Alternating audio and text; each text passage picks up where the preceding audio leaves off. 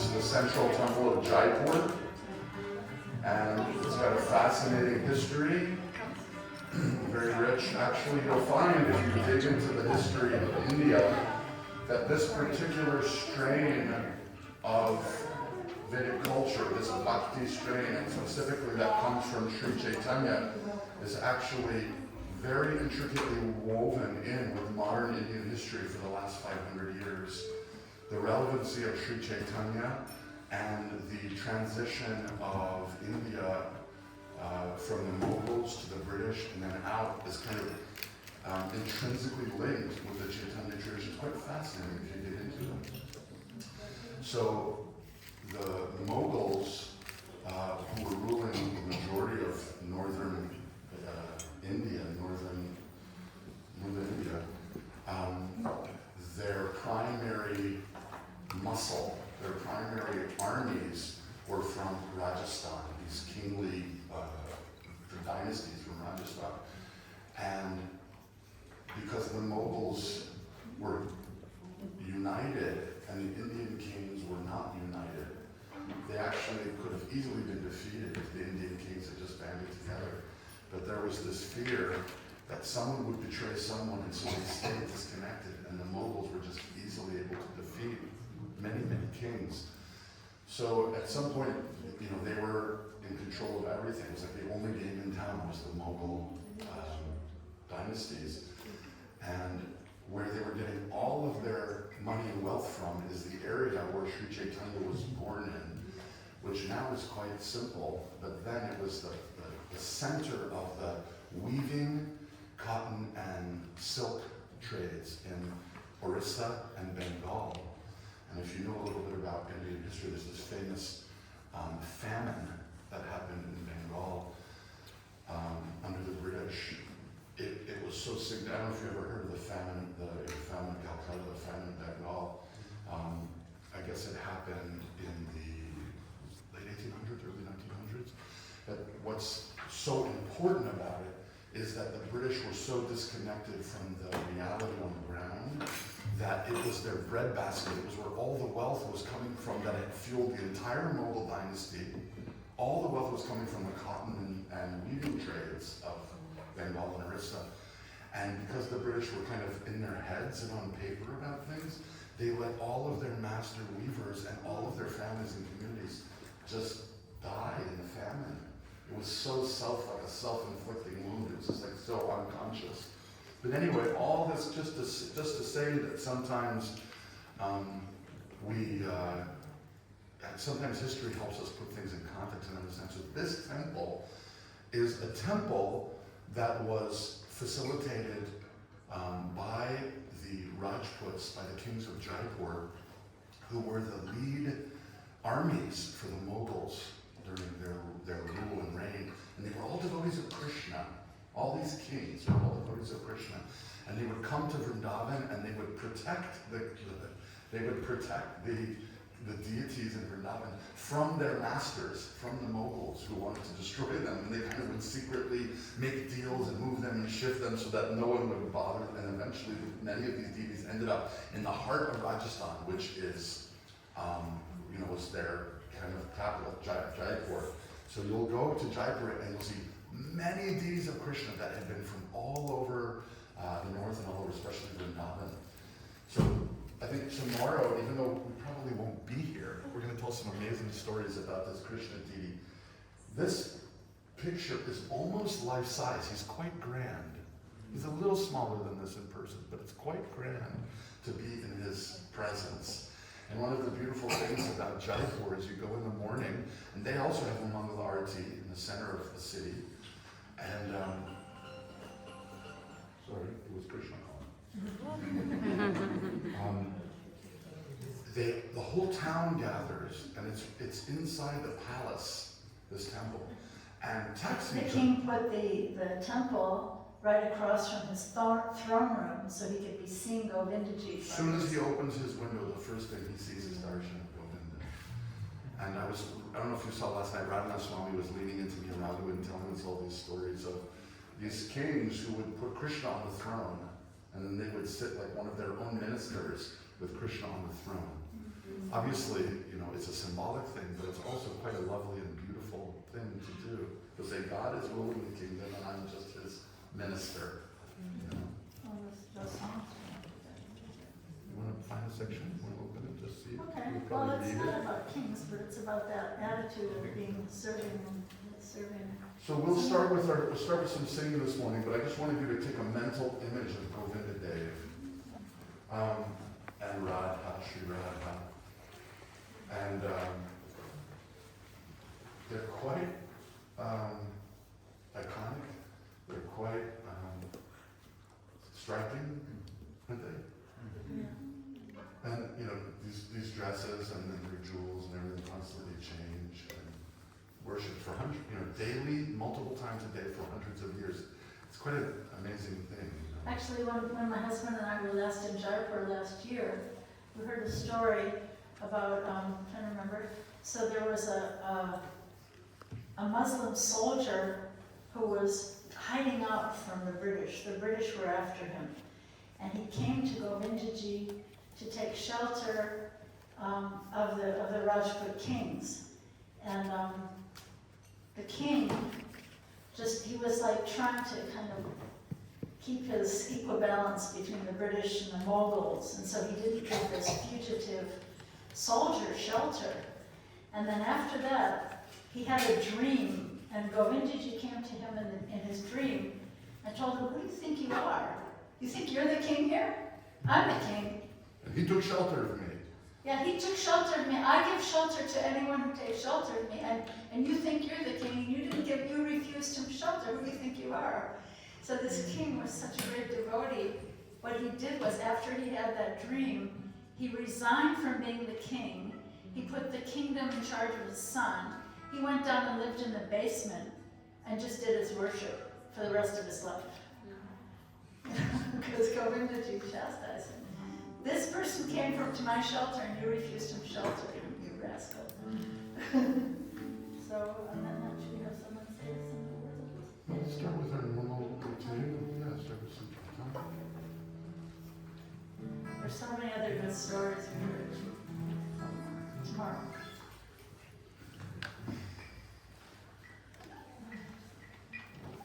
All right, let's start with our normal prayers of gratitude and invocation.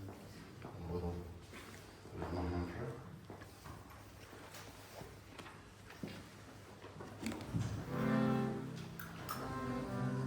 I think this is maybe not necessary in here, quite loud. Maybe you want to pass this over to the violin department?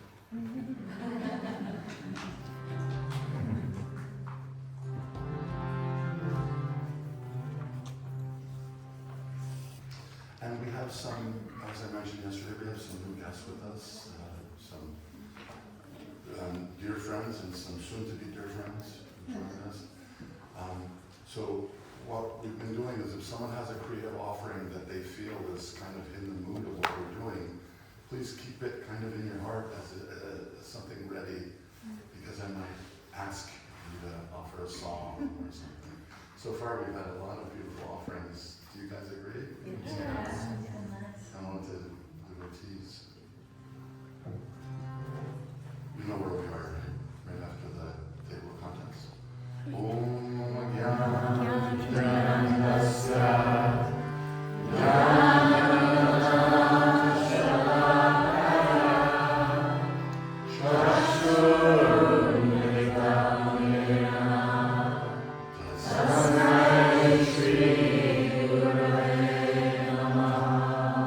Just one thing I want to share about this prayer.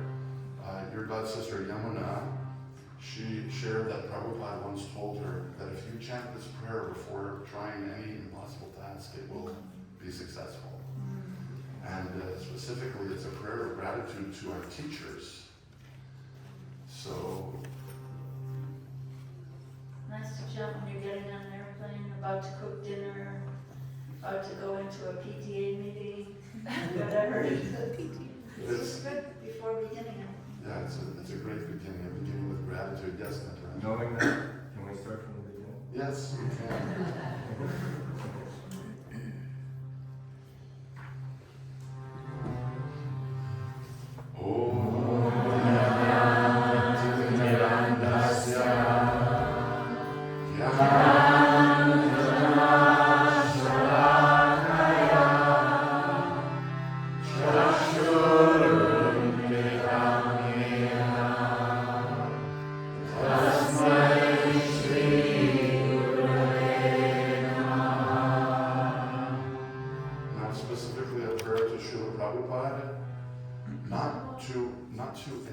indoctrinate anyone who's here, but as an expression of gratitude, because everything we're seeing and touching is all coming from Prabhupada.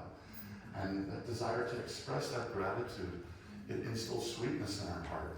It's not that Prabhupada is the only teacher in the universe, but digging deep in our heart and offering gratitude and seeing what we're being given and expressing that is so softening to the heart. Namo Vishnu Padaya Krishna Prasaya Bhutale Srimate Bhaktivedanta Swami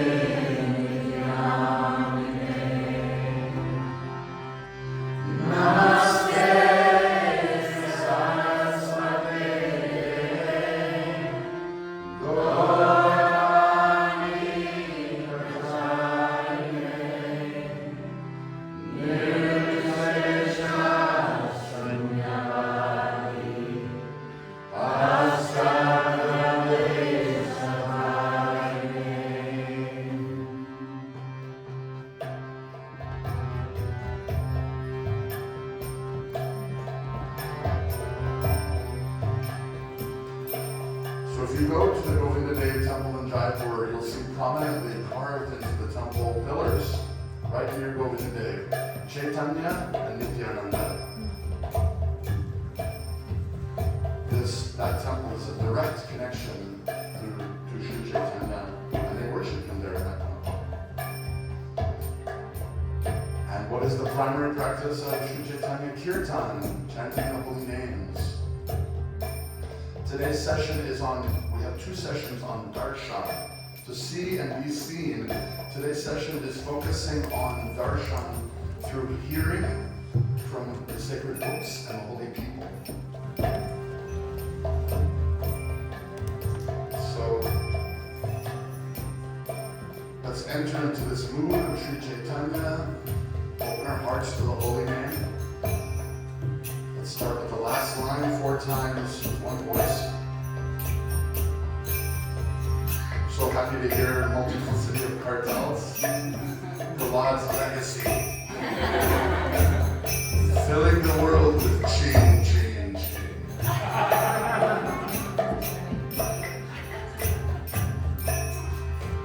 Jaya Gaura Vani. Jaya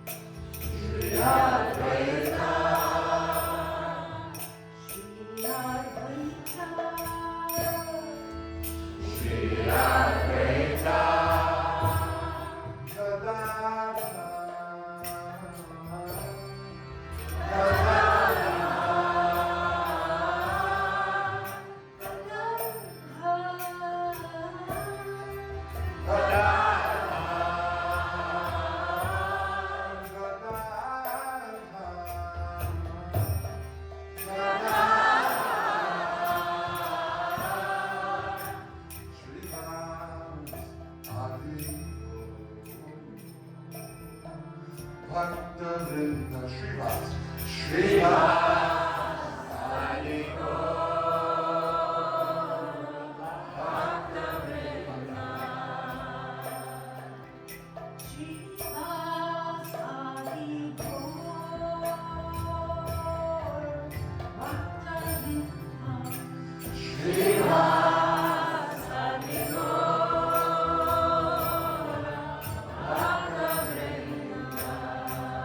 Okay, now lift your heart to the sky, your arms to the air. Let's try and lift this roof off like 2 or 3 inches. Just with our love, let's lift this roof, have it hovering above us.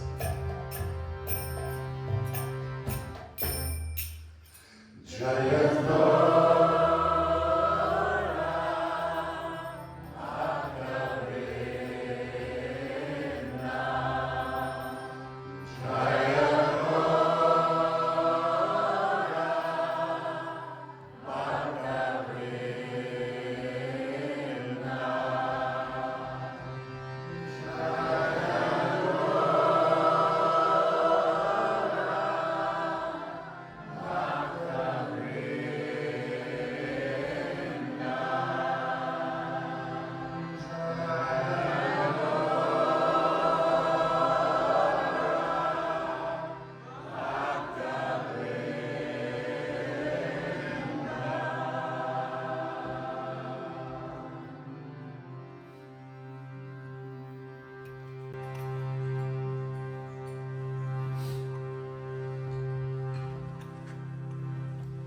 Three times together.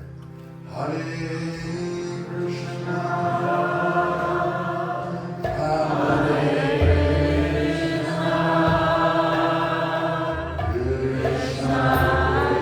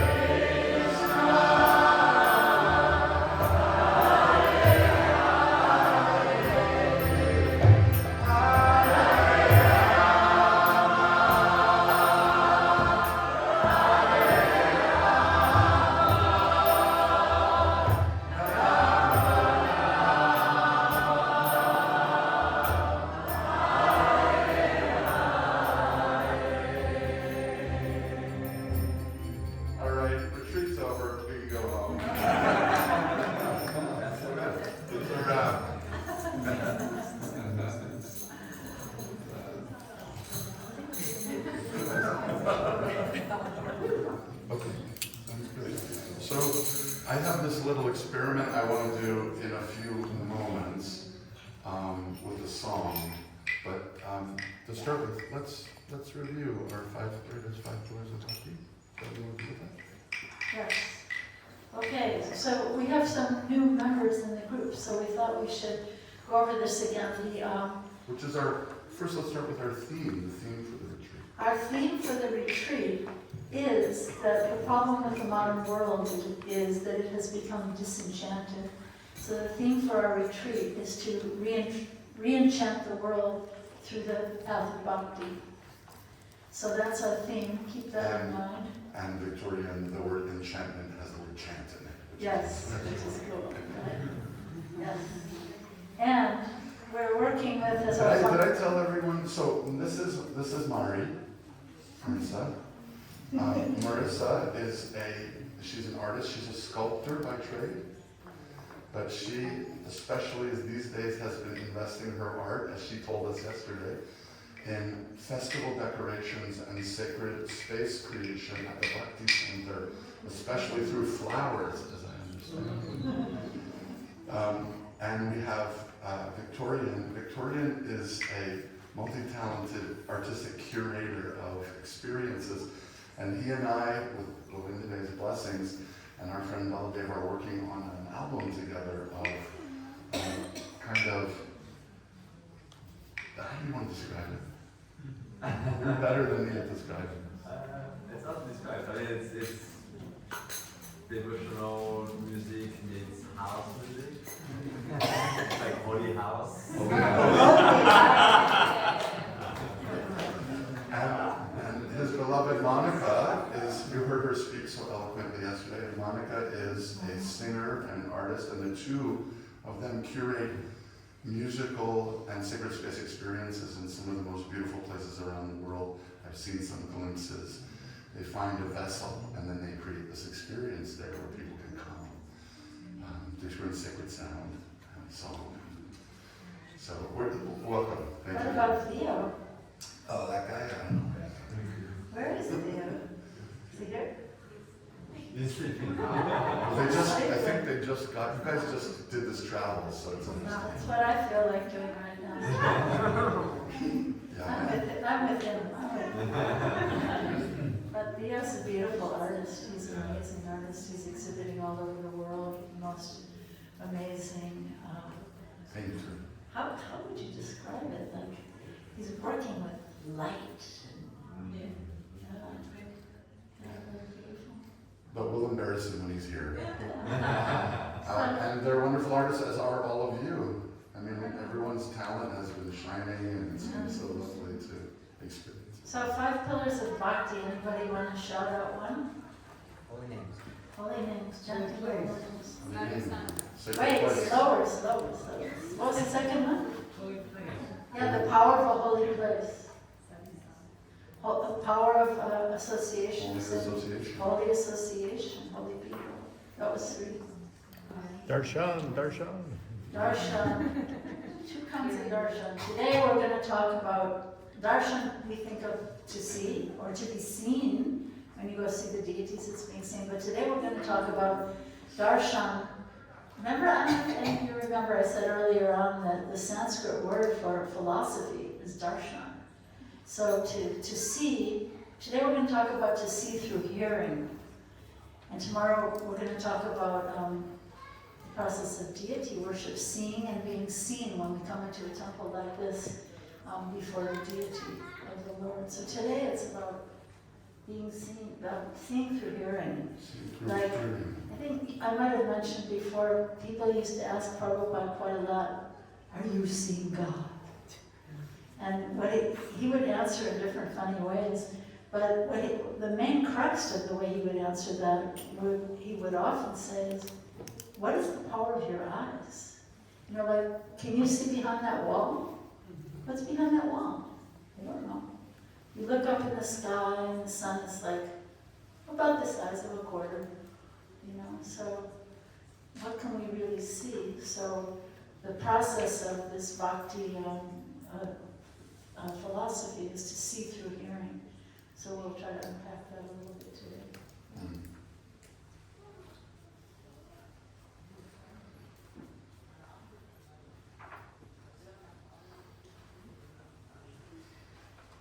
Actually, one nice thing, so, you know, we've been saying, okay, this is going to be about books.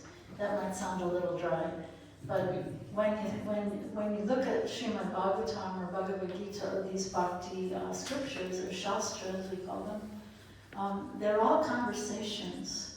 And it's really interesting because nobody really starts to speak until someone asks a question. There's this beautiful reciprocation between a speaker and a hearer. And sometimes it's even said that the hearer is more important than the speaker. Which, if you take the analogy of farming, it's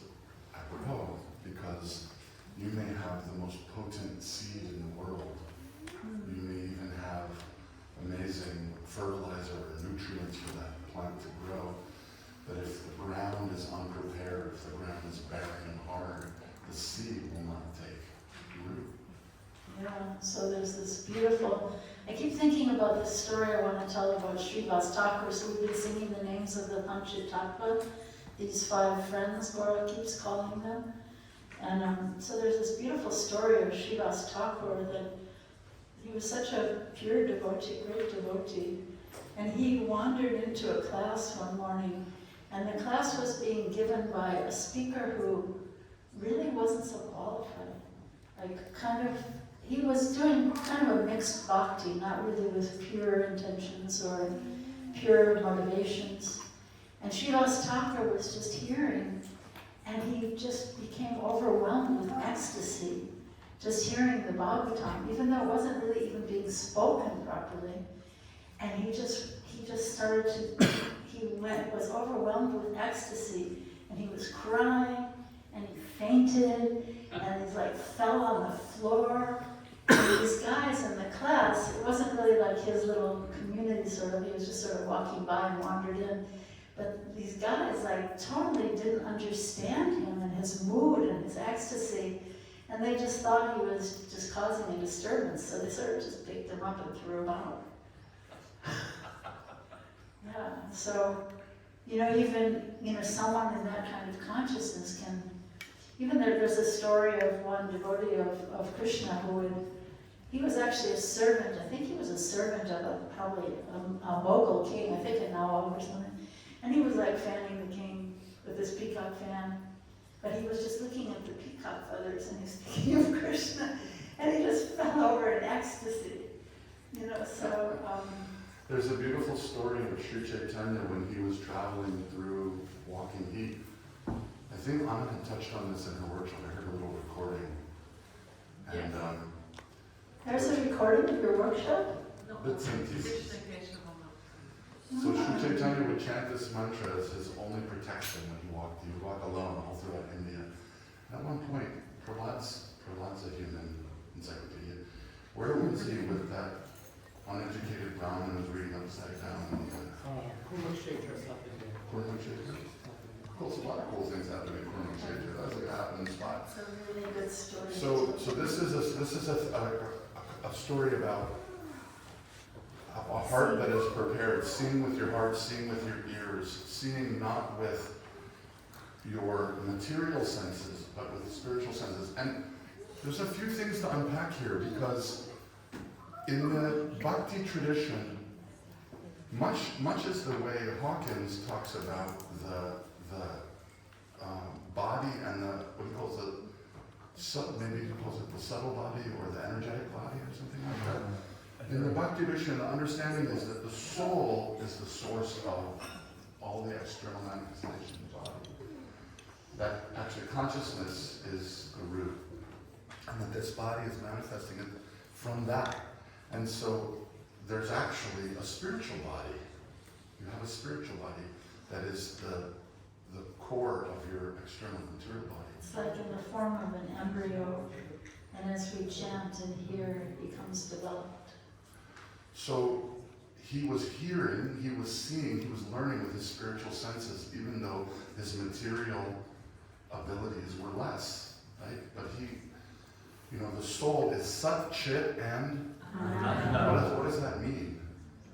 Eternal bliss, knowledge. Right, these are the substances that make up the spiritual self, eternity, knowledge, and bliss, which, by the way, are the same building blocks that make up Krishna.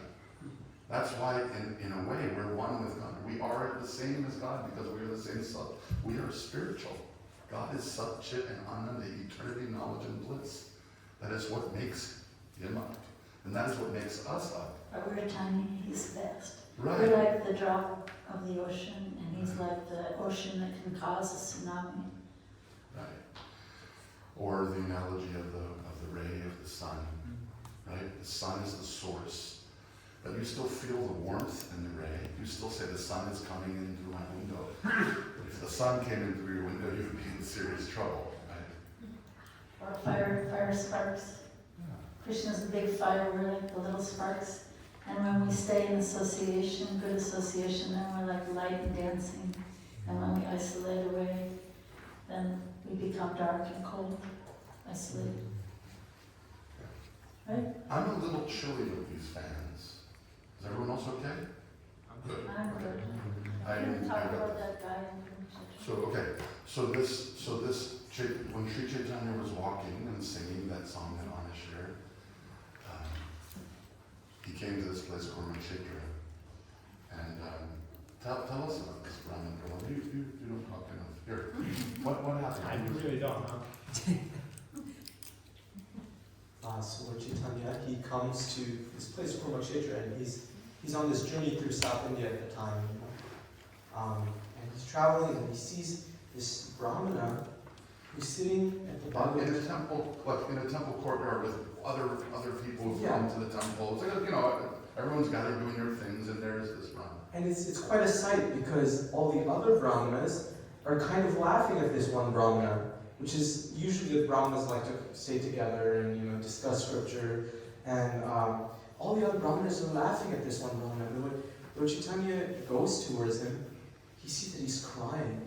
He's reading a book, Bhagavad Gita as it happened, but he's got the book upside down. He doesn't read Sanskrit. So he's holding this book, reading it, but he's upside down, and he's crying.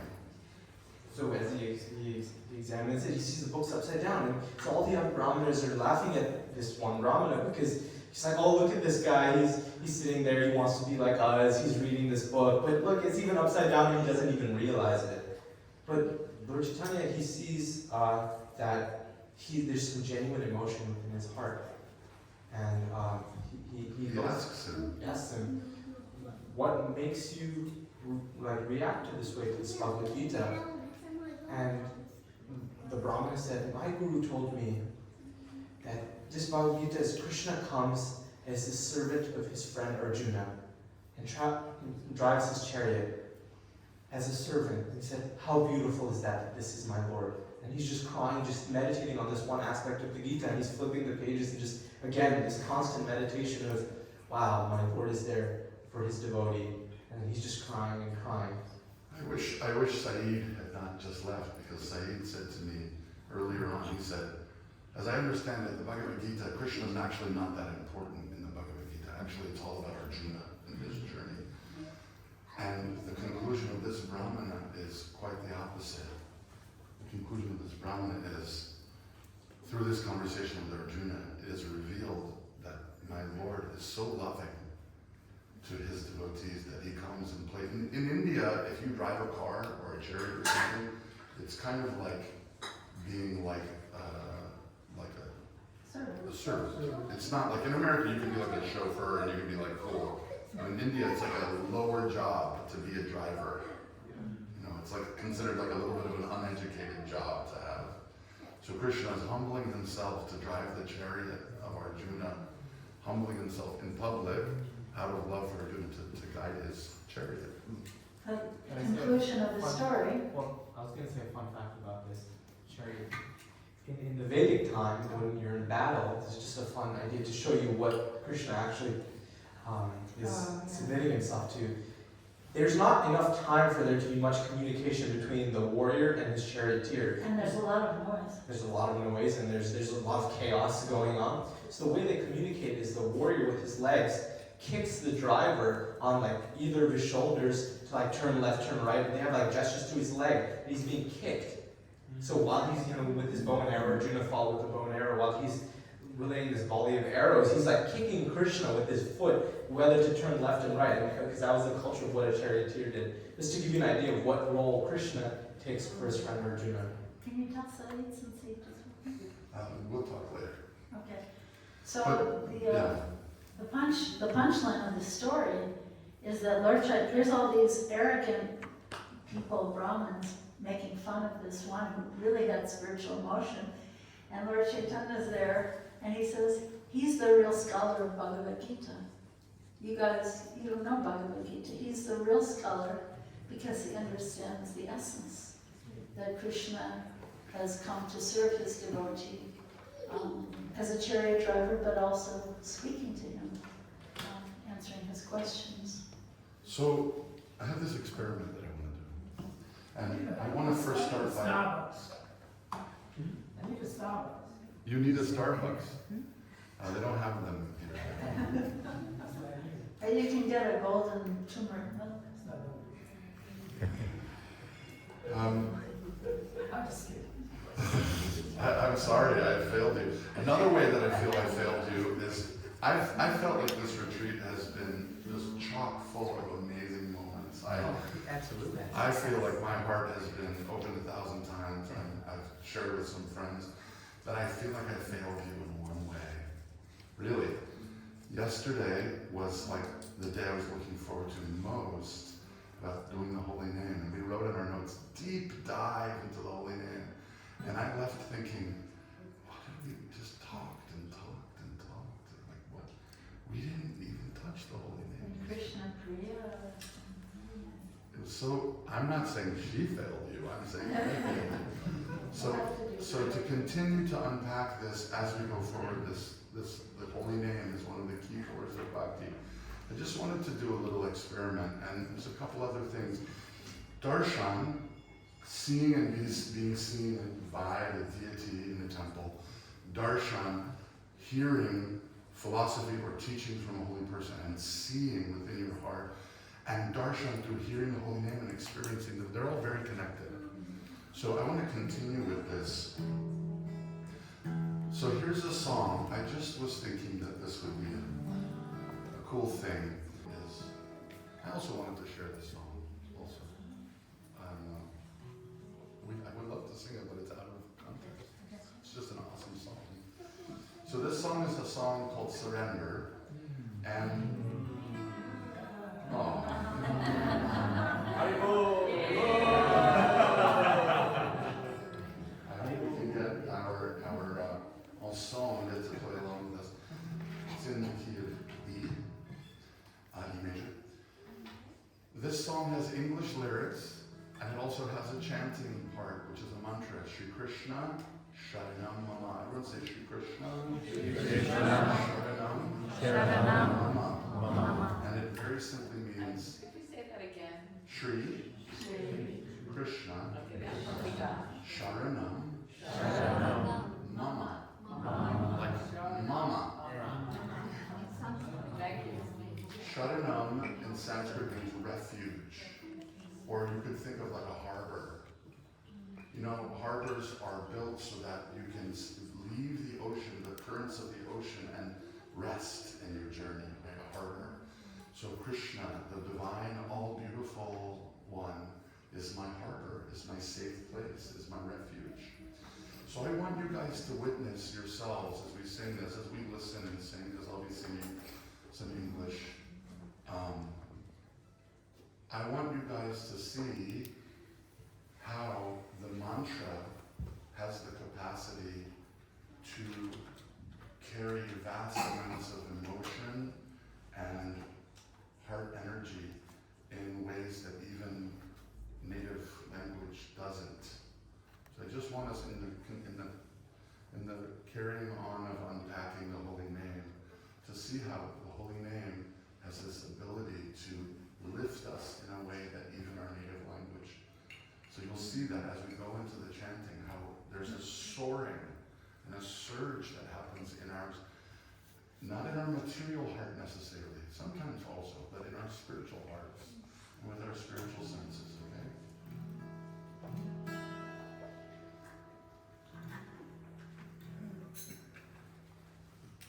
47 years, and I've been doing it my way, and it's brought me here. The road behind me is littered with the ruins of decisions I've made in fear.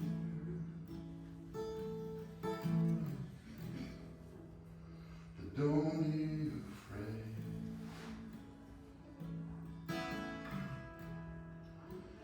The Lord has so sweetly said, and depending on His word,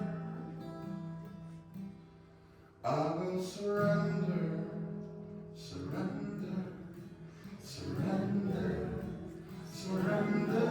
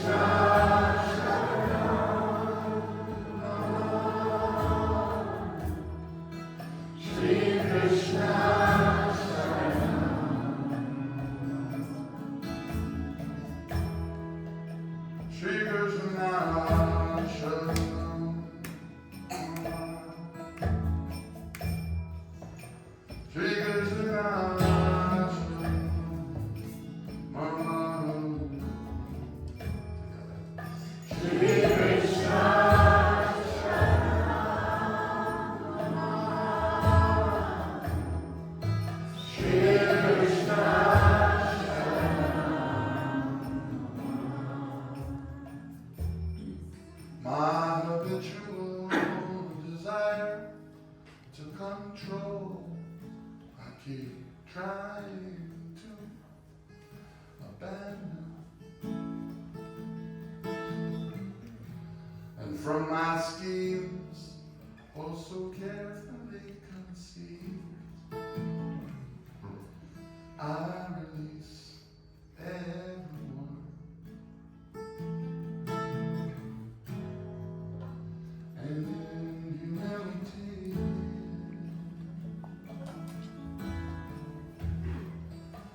I set you free from me. My playing God is over, and now I simply surrender, surrender, surrender, surrender. Together. Shri Krishna,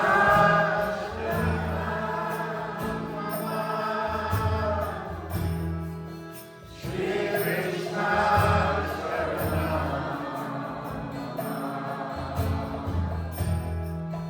Shri Krishna,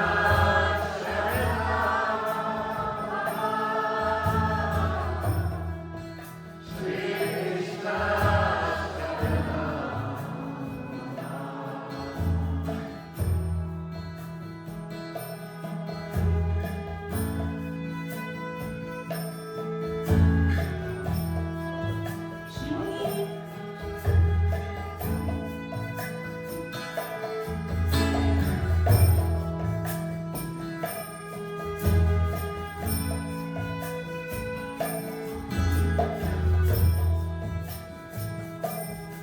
Let's have a honey bowl for my lips.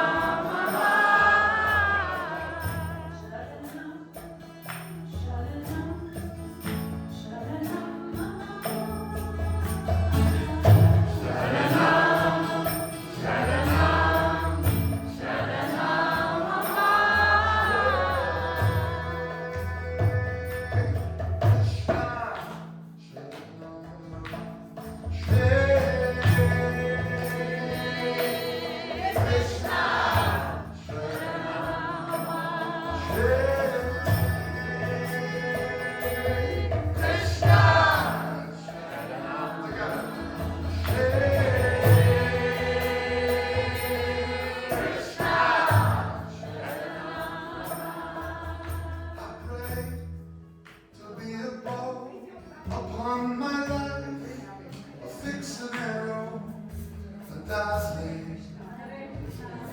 Hare Krishna, Hare Krishna. I pray to be a bow upon my life, a fixed and arrow, a dazzling weapon of your will, my Lord. And like the poet said, let that string that sings be mine, and as a simple tool of your design. Remember, remember, pretender, pretender, surrender, surrender.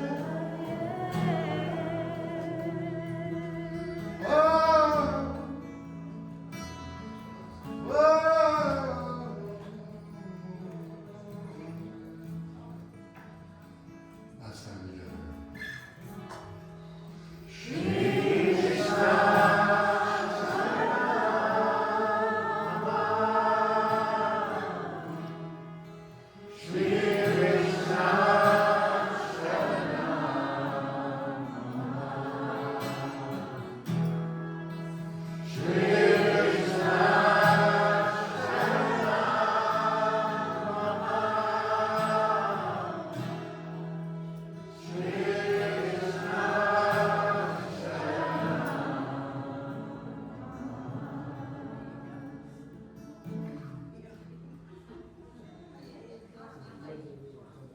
So, what do you guys think? Is there a difference between the mantra part of the song? Do you feel a difference? Do you feel a shift that happens? Just curious. Do you feel a certain kind of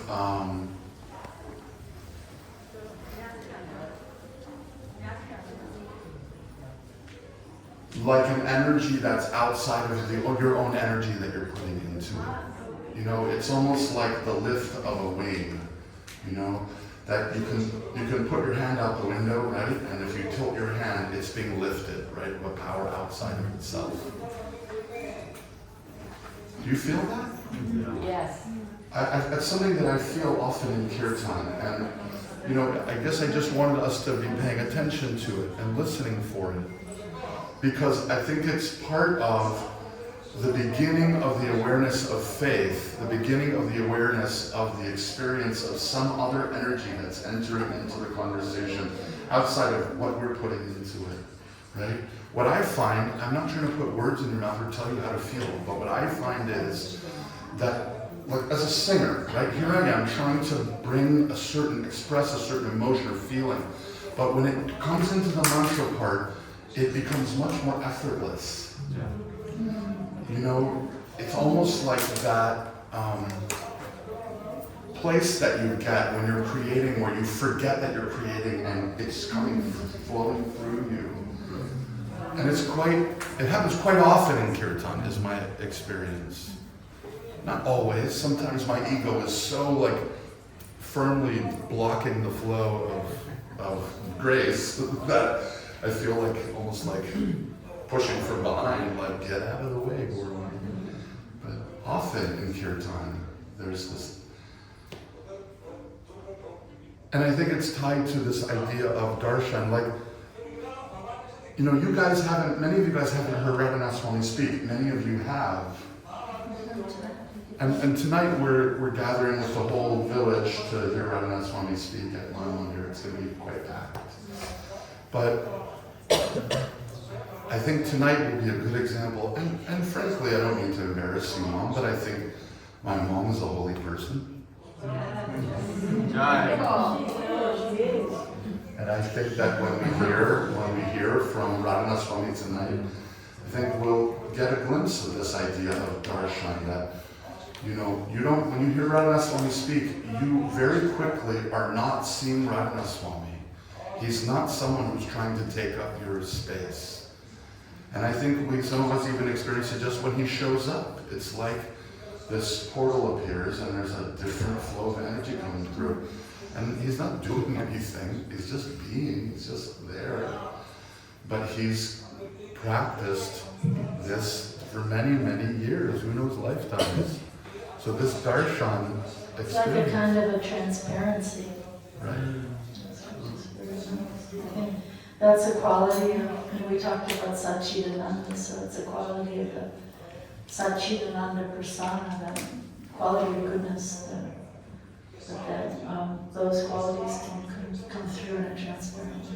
It's like the example that's given of the telescope, and I think I've shared this with some of you in the past.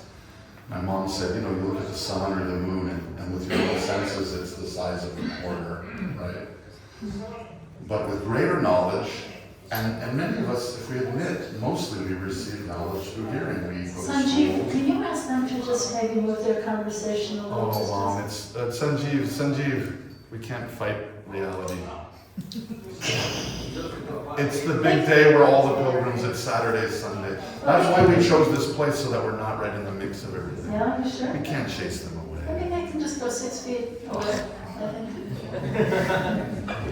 Please, you would like to say something? This you mentioned about Sri Krishna Charanam. When we are chanting here, what I hear Sanjeev and the manna, I was not brought up to chant these practice.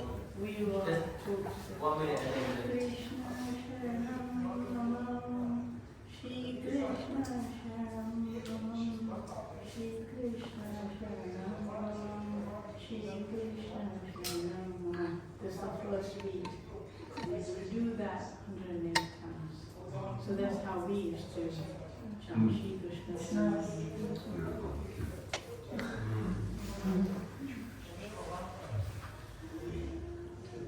So this example of my mom saying about transparency, Prabhupada would use this really cool term. It's kind of Victorian, but as time goes on, Prabhupada's English gets cooler and cooler.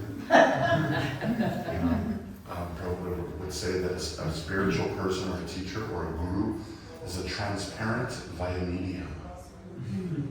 Transparent. Via medium. Via. Transparent via medium. Via, what do you, via medium? VIA. VIA. Medium. MEDUM.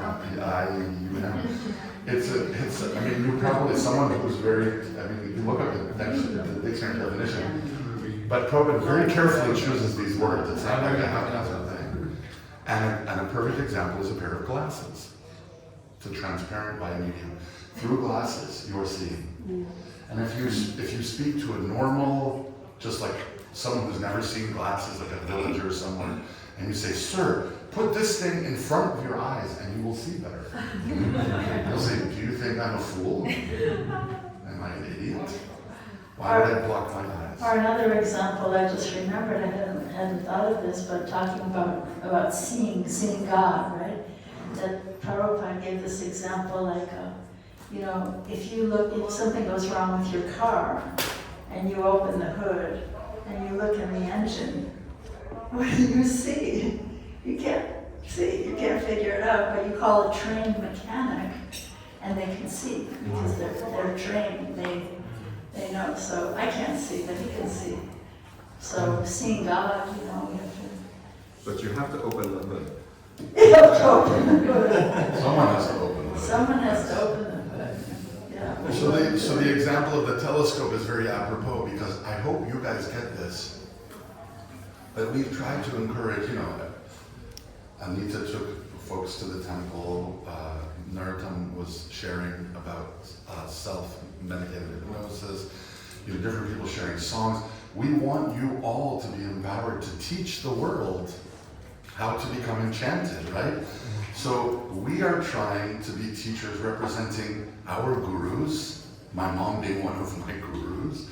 We're trying to teach you all to become gurus.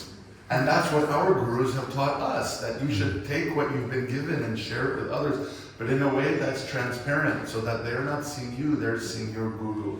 And Srila Prabhupada would say humbly so many times in front of thousands of disciples, you are all simply here as a representative of my guru. Prabhupada would say, I'm here to serve you because you are serving my guru. So that an example, very simply, you guys are all smart people, it doesn't take long, but the idea of a telescope. Who here has not yet seen, please take this as homework, pictures of the James Webb telescope? Anyone not seen these pictures? Your life will change. It's pictures of deep space. It's the most magnificent thing you've ever seen. You can't believe it.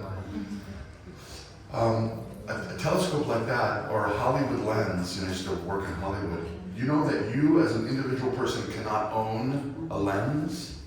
Did you know that? One lens of a camera, you cannot own it. They're too valuable. There's not very many of them in the world. They're owned by camera companies and they're insured for millions and millions of dollars. Why? Because they're perfectly polished. We're talking about these big film lenses. You rent them from Airy or whatever, and you have to have big insurance because these are perfectly polished, perfectly carved, so that there's no distortion, right? So there's absolute clarity in these lenses. So if you take a lens like that and you put another perfectly polished lens in front of that, and in front of that, and in front of that, you get to the point where you're looking at the James Webb images of deep space. If you want to touch the moon, if you want to touch the sun, you can't. Except through a transparent biomedium, right? Beyond your abilities. And then what happens is you have an experience as if you were touching the moon. And that's the seeing through hearing from the darshan of a real teacher, a holy person. Yeah.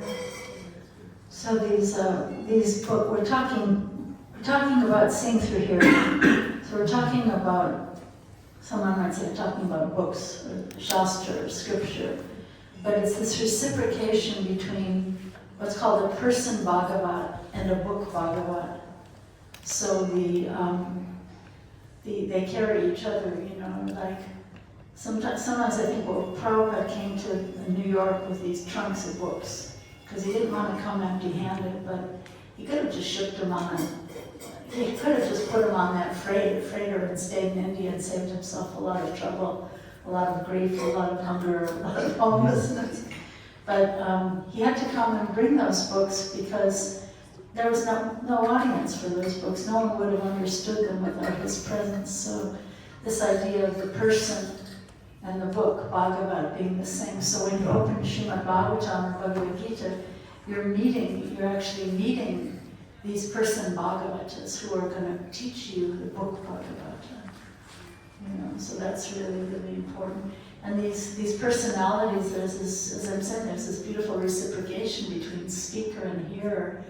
And it's just, the books are full of these amazing stories. Like, I'm just thinking, you were going to tell the story of Narada, you know, the story of Magrari, the hunter, you know, they're just, it's like a story within a story. Yeah, well, a story within a story within a story, but there's this really, I'll tell the one about Magrari, and you can tell the one about Narada, okay?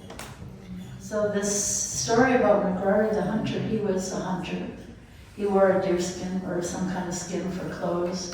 And he learned this hunting from his father. This is all he knew. And the way he would kill the animals was a very painful way. He used to half kill the animals, and they would just be writhing in pain. It would be like a rabbit. Because he came from an abusive family. Yeah, that's what he was taught in his family. His father taught him to sport by hurting animals and laughing at their suffering. Yeah. That's how he had been raised. And so here comes Narada Muni, you know, remember I mentioned the transcendental spaceman?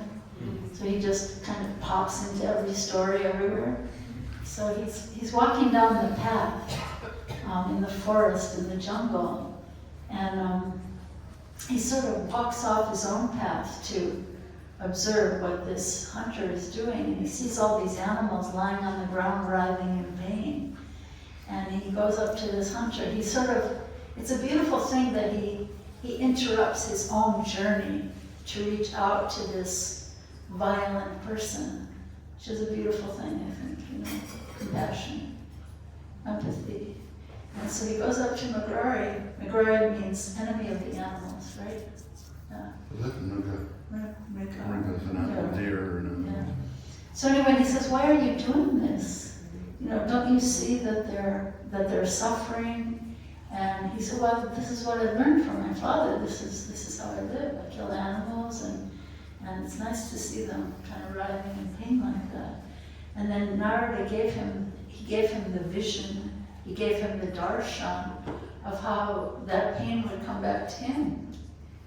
Whatever pain you're causing to others doesn't have to be him, it could be anyone. That pain will also come back to you.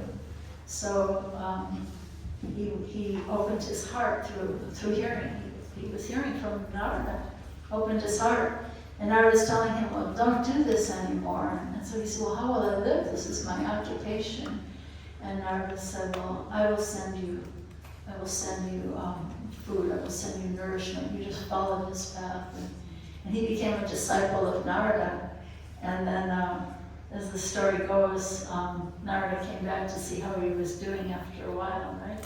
He came back with one of his friends, Parvat Muni, and the two of them came to see what happened to this hunter. So anyway, in the meantime, this hunter, the people in the village were like so amazed. This hunter became so peaceful, and he was just like chanting, doing kirtan, you know, became a peaceful person. And so then Narada comes back with his friend, and they're coming up the path, and Magrari sees his guru along with his guru's friend. And so he tries to bow down to his guru on the dusty path, but there's all these ants crawling around. So he becomes so peaceful that he's kind of like brushing away. He doesn't want to kill any of the ants. And Narada's saying, look at the transformation in this person. You know, he used to kill so many animals mercilessly, and now he doesn't even want to step on an ant. And so how did he eat? And I think, well, if I give up my violent job, how am I going to eat? But the villagers were so amazed by his transformation that they were all sending him food and always sending him sustenance. Yeah, so that's a beautiful story of the person, Bhagavat, in the book Bhagavat. And you want to tell about Narada, the backstory of Narada? That's a really good one. You were going to tell them. Narada started as a little kid, like, how old are you, Isabella? 8. He was probably 6. Isaiah 6. Oh, he was probably the age of Isaiah. Narada's mom was a simple village lady who would just take whatever jobs she could find to sustain herself and her little orphan boy. He had no father, her little boy. And one rainy season, a group of holy men were looking for a place to stay outside of the rain. And so she would bring them food every day and help care for them. And her little son would help, right? Just like one of these little ladies sweeping that we see here at the dining area, one of the ladies working in the gardens. Their little boy would come to work with her, right? And he would listen to these holy men speaking. And eat the remnants of their food. And in India, it's considered to be a great blessing to get, like we talk about prasad.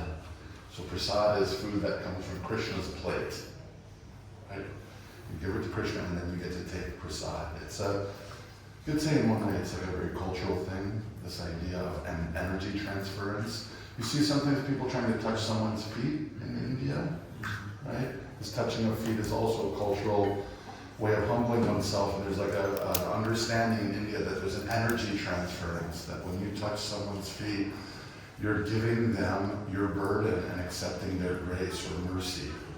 So it's one of the reasons why sometimes Prabhupada would not let people touch his feet, because actually it's understood that actually when they do that, they're giving to you their karmas from the past. So, But also, it's like the transubstantiation in the church, right?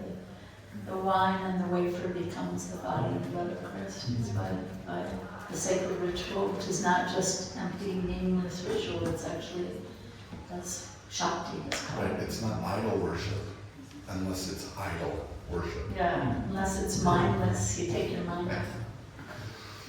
So Narada once asked these holy men, may I take, he was cleaning their plates, and he asked, may I take some of your remnant food, may I eat some, like, may I get your blessings? And they told this little Isaiah, sized boy, Narada, you have our permission to take our remnants. And through listening, through hearing, and through tasting the sacred food, Narada's journey, his spiritual journey began. And a short time afterwards, after these holy men had long gone on their way, his mother was bitten by a cobra. And she died, and he was just a tiny kid, alone, completely alone in the world. And his story is one of the stories that I'll bring into the concert on Sunday, by God's grace. And so Narada began to wander as a child throughout India. And he would just kind of eat what he could find, and he would wander, and he kind of headed, northward. And at some point, through his sincerity, he got a heart darshan of Krishna. And Krishna told him, I'm letting you see me so that you have faith. But you will not see me again. You're going to have to continue on faith. So he kind of appeared to Narada, and then Narada had to continue searching. And then it's described, very beautifully described, which is a great mystery to me, but if you've ever witnessed someone who's passing away from this life, it can be sometimes very difficult, very powerful, painful experience sometimes. Sometimes it can go on for quite some time. But in the case of Narada, Bhagavatam says that the transition between this life and his next life was like the distance between the flash of lightning And the thunder. and the thunder. And he was transferred into another reality. And it all just came through this simple humbling himself and listening and taking this faith in the power of the written word or the spoken word. Remember, you might just find this an interesting fact, but according to the histories of India, the Vedic histories, it was only around 5,000 years ago, which for us is a long time ago, but from the Vedic culture is considered the decline. Vedic culture was going on for, according to them, I like having these discussions where it's like, let's look at it from modern science, and at the same time, let's look at it from within the tradition, so that we're not only seeing from one perspective, okay? So if we're gonna have a dialogue, let's see from two sides at least. What does modern science say? Mohenjo-Daro and Indus Valley and all these, whatever, there's so many perspectives on time. Within the tradition, they say Rama walked the earth 3 million years ago. And that seems so far-fetched. But I don't know if you saw this BBC News, this was just in the news like a year or two ago, that they found a bunch of human skeletons buried in stone 3 million years old. So science is changing its opinion on some of these things. But then they have to bury it in the basement of the Smithsonian, so Because it doesn't jive with the rest of the theory. But speaking of Ram. But I want to just tell this is a fascinating, interesting thing.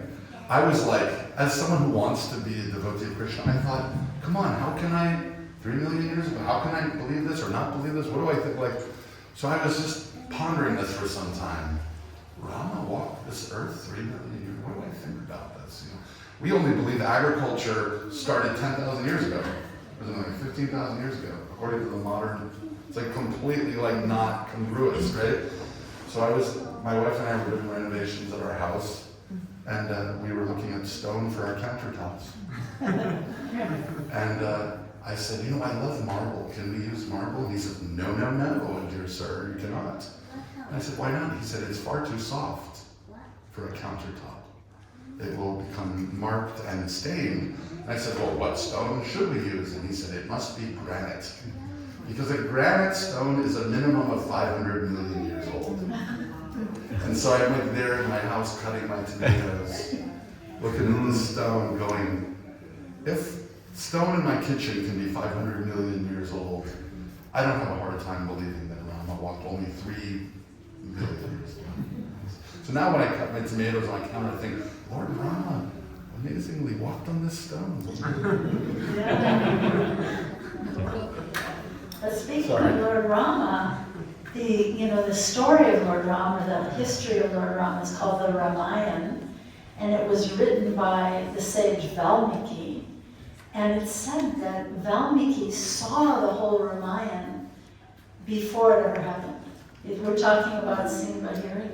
And he has a really far out backstory too. Yes. So you can correct me if I mess anything up, but he was a robber. he was a He was a murderer. professional murderer. He was a murderer, robber, and a thief. Valmiki. So Yeah. the one who, I forgot to finish my point, and I'll hand it back to you, because it's Okay. directly connected to this. Okay. So the Vedic culture declines 5,000 years ago, around the time of Krishna's disappearance, when he appeared. So millions of years the Vedic culture sees itself, and primarily through all this time, do you know how knowledge was transferred? There was no written tradition. It was orally. So the student had to be able to listen in a pure way to receive the tradition orally, orally and orally, orally and orally. And that's how the knowledge was transferred for many millions of years according to the tradition. Yeah, people's memories were so fine that they didn't need to write anything down. They didn't need a phone. They didn't need a computer. They didn't have a smartphone. Didn't They had a dumb rock. Yeah, but anyway, so Narada, we're talking about the backstory of Narada Muni. So he appears in the story of Valmiki too. So Valmiki, who was the author of this Ramayana, Oh, yeah. He was a murderer, a thief, a complete criminal. He was like the head of a gang, and his family had a large family and a kind of a tribe around him, and they all benefited from his excellence as a thief and a murderer. Yeah. So again, Nard is walking down the jungle path, right?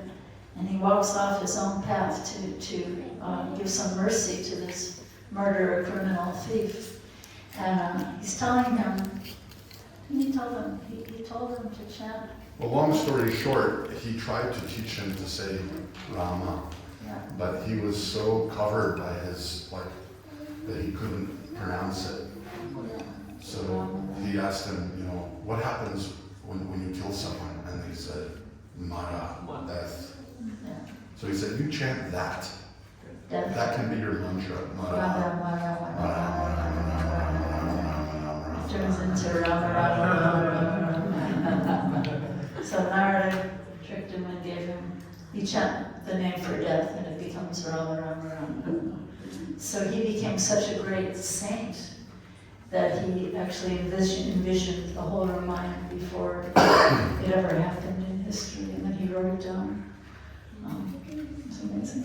Yeah. So I sing through here, and we're talking about seeing through here, and we're so fortunate that who was it that was saying to me last night in the van? Somebody was saying to me, I forget what, I think one of you Trini guys was saying that it's so nice when these saints are walking around on the earth, And I think it might have been you, Andrew, And it's interesting that there are always some holy people walking the earth in different places.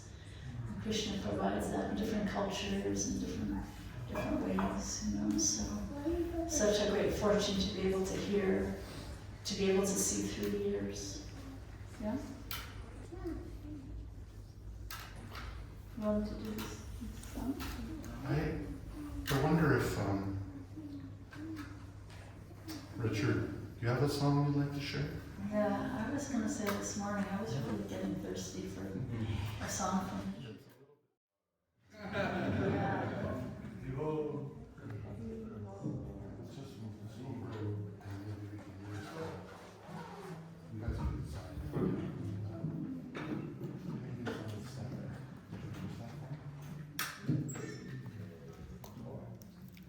So remember how I told you new retreaters, how amazing this Richard is with his songs? Okay, you guys better get ready. It's everyone's favorite.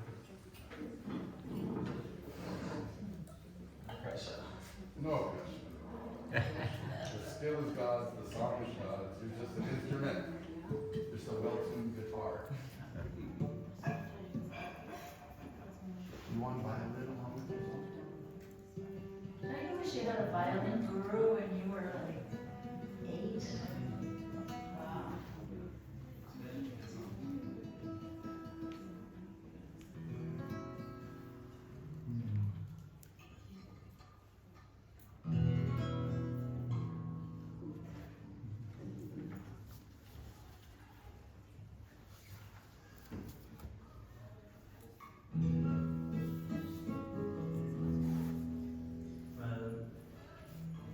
This is a song about God's love.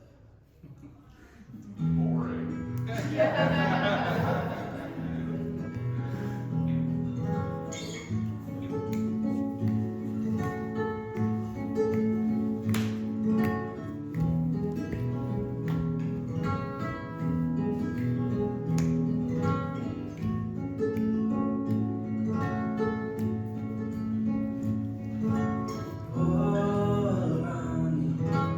All around me, people are trying to find love.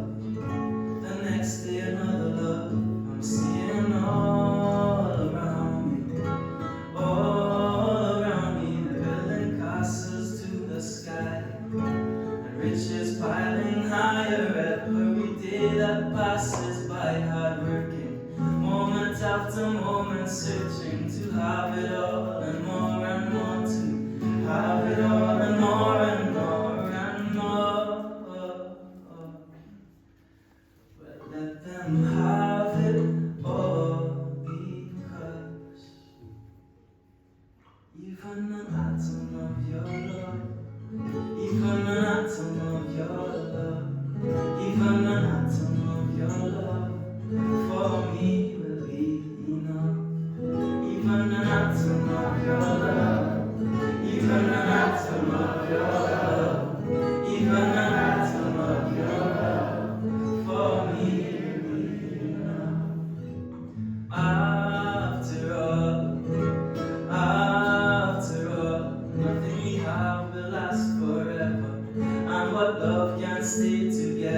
singing after all, nothing is tall beneath the sky, and even the tallest ball will fall when given time is passing by and taken. No one wants a moment wasted to have it all and more and more, to have it all and more and more and more. Well, let them have it all and see. But for me, even an atom of your love, even an atom of your love, even an atom of your love, for me now. Even an atom of your love, even an atom of your love, even an atom of your love, for me now.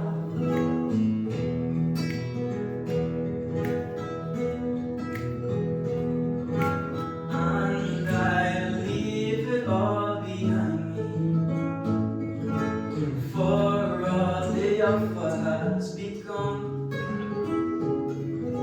small and meaningless entirely,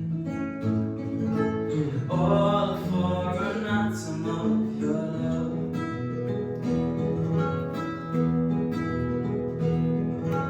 And I leave it all behind me, for all the offer has become small and meaningless entirely, all for an atom of your love.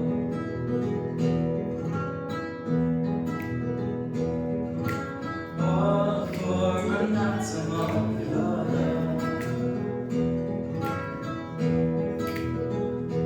Even an atom of your love, even an atom of your love, even an atom of your love, for me will be enough.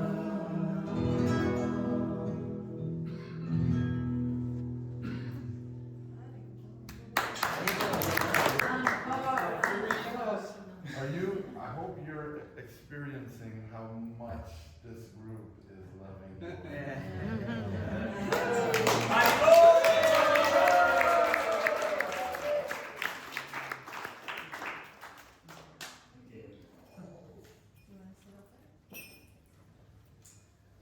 So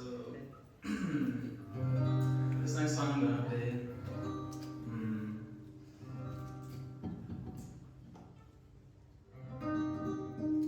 I was just thinking of it's such a privilege and a blessing to be able to be in a place like this, surrounded by so many beautiful people, in a holy place. And it's like how easy it is to tap into the beauty of the feeling, you know? And there's also always this knowledge that you have to go back into the work.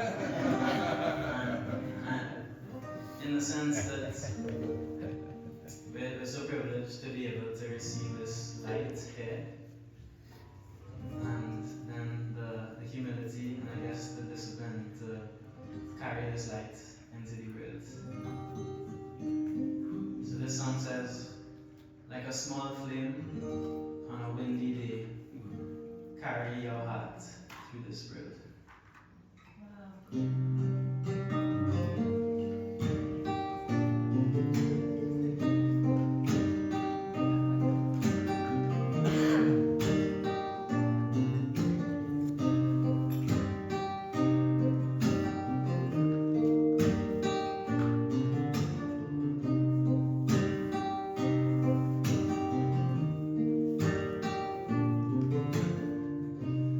Like a small flame on a windy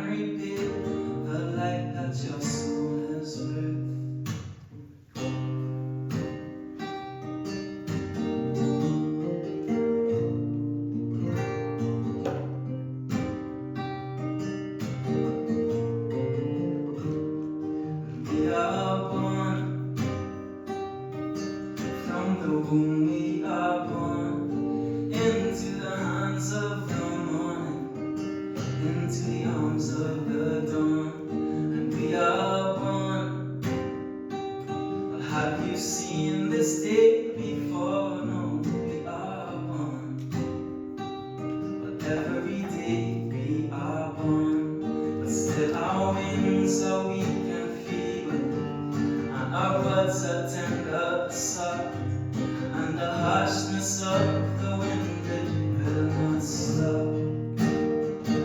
So like a small flame on a windy day, carry your heart in this world. I'm nothing here if I can't replace the light that your soul has read. A small flame on a windy day, man, carry your heart in this world. No one here if I can't repeat the light that your soul has spread. Oh, carry your heart in this world. Oh, carry your heart in this world. Oh, carry your heart in this world. Oh, carry your heart in this world. Many are the children left so darkened and cold, when the flame they hold within is burning low. So will you keep the fire burning, child, keep holding it close, for so many need for you to spark their soul. Still your wings are weak and feeble, and your buds are tender, soft, and the harshness of the wind it will not stop. So like a small flame on a windy day, carry your heart in this world. But nothing here ever can replace the light that your soul has spread. A small flame on a windy day, man, carry your heart in this world. But no one here ever can repeat the light that your soul has spread. Carry your heart in this world. Carry your heart in this world. Carry your heart in this world. Carry your heart in this world. Carry your heart in this world. Carry your heart in this world. Carry your heart in this world.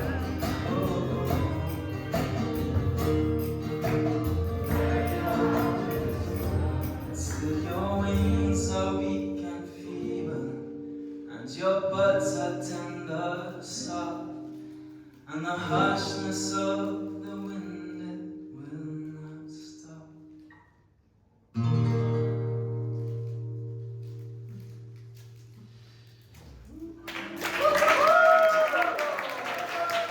London, when I first met Richard and Andrew brought a few gentlemen who were here, and we, after the concert, it was like, you know, the thing in polite society, especially in London, people stop making noise at night in, you know, residential neighborhoods. We found this park and we just sat in this park in the dark and sang songs for each other and like, okay, let me do one, and let me do it, sharing, you know, poetry and other things. So beautiful. So good.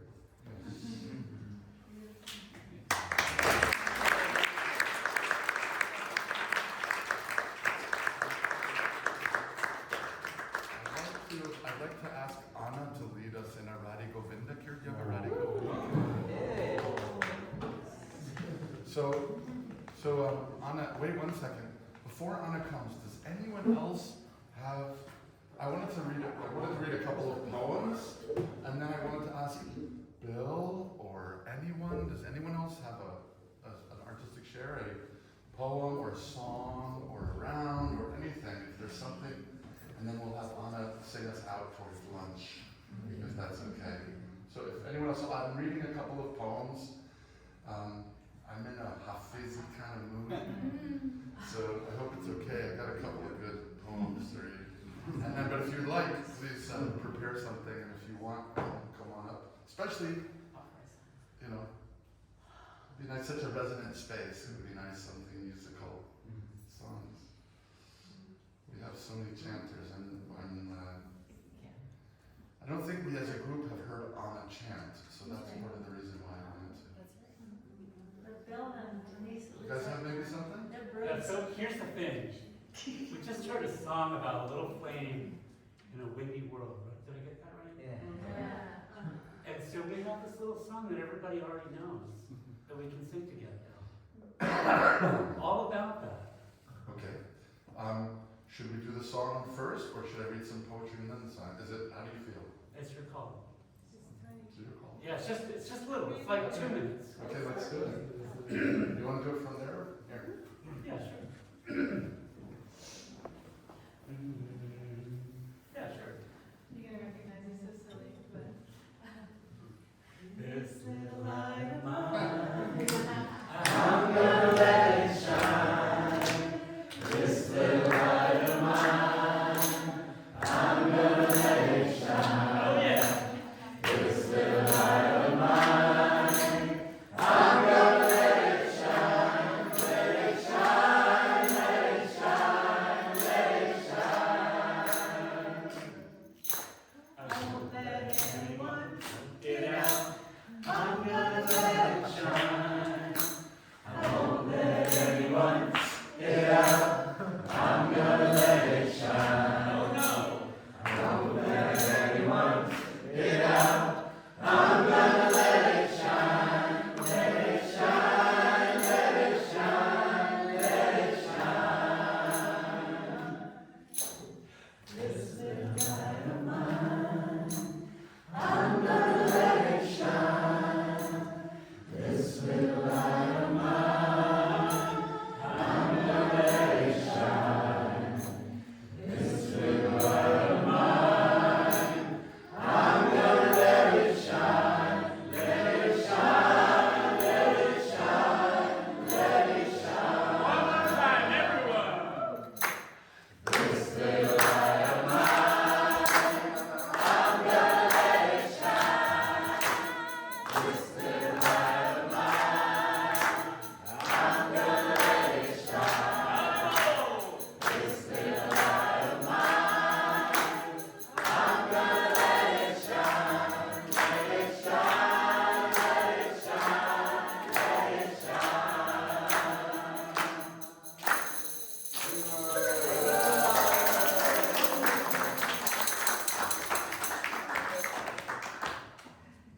Beautiful. Thank you.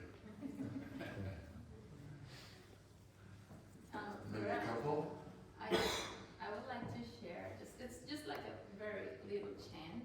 Sure. I was looking for the meaning that I have it here. Well, the idea is, I used to live in Mexico for almost a decade, and it's beautiful because there are these like indigenous cultures, like pre-Hispanic cultures, that have beautiful like songs for Mother Earth in their original languages. So this is a Nahuatl song. I don't know if you're familiar with the Nahuatls, but they're still there, and it's beautiful. Mexican cultures have taken a lot of their wisdom, and this is a chant for Tonantzin. Tonantzin is the mother, like the goddess. Tonantzin is a figure in Mexico such as Mother Earth, but it goes way beyond that. I mean, it's the mother that carries our hearts. So I was thinking, In Sanskrit, they call her Bhumi. Bhumi, exactly. It would be like the same figure as Bhumi.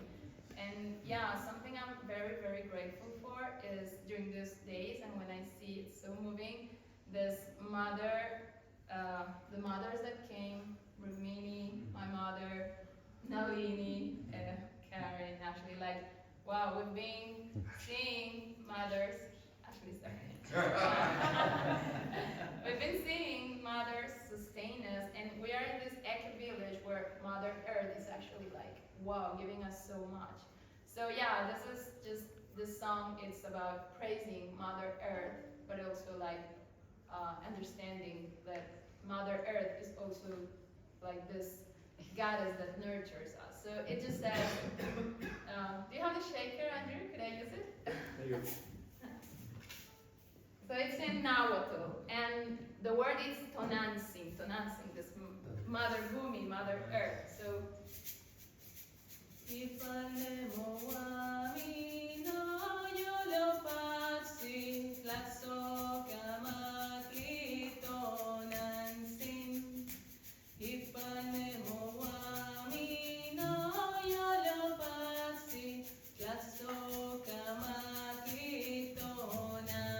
everyone there.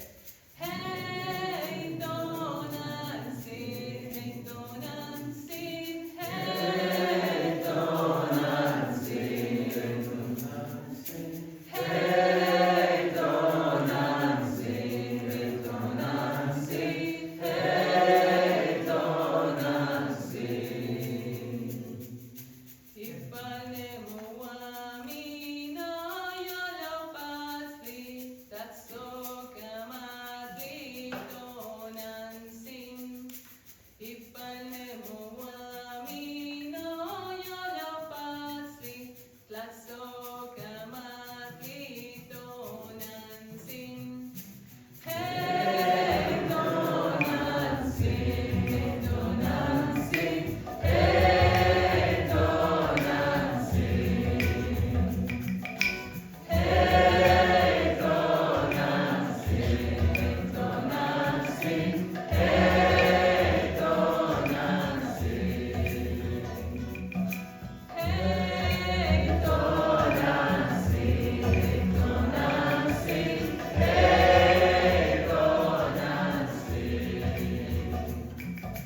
hey, Tonantzin, hey, Tonantzin. Hey, Tonantzin, hey, Tonantzin, hey, Tonantzin. Great Mother, Radha, Mother Nature, just like, please take my heart is yours. Nourish me with your great love. And then again. Hey, Tonantzin, hey, Tonantzin, hey, Tonantzin. Hey, Tonantzin, hey, Tonantzin, hey,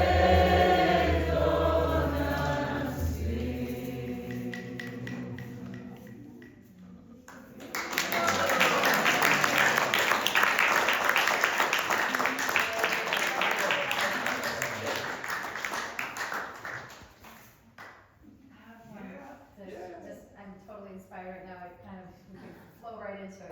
Okay? Yeah. I learned it when I was a kid.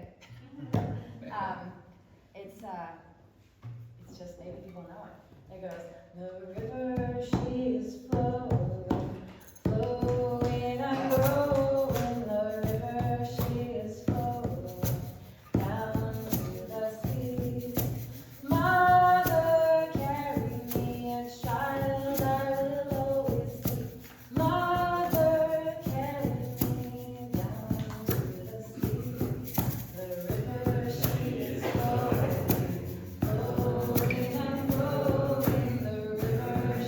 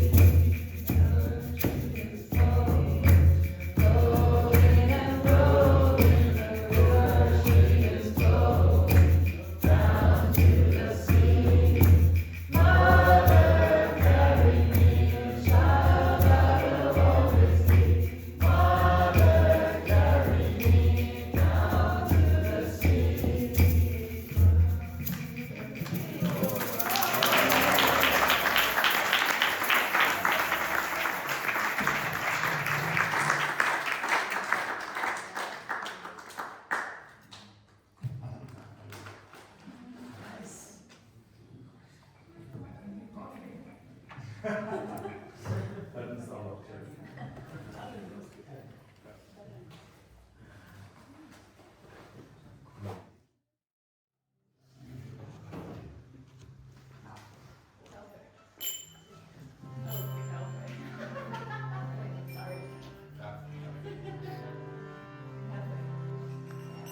Honestly, I have no words for all of you guys.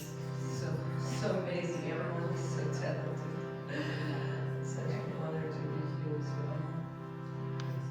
So I just spoke to Gaura and asked him if I can chant this Sitaram mantra.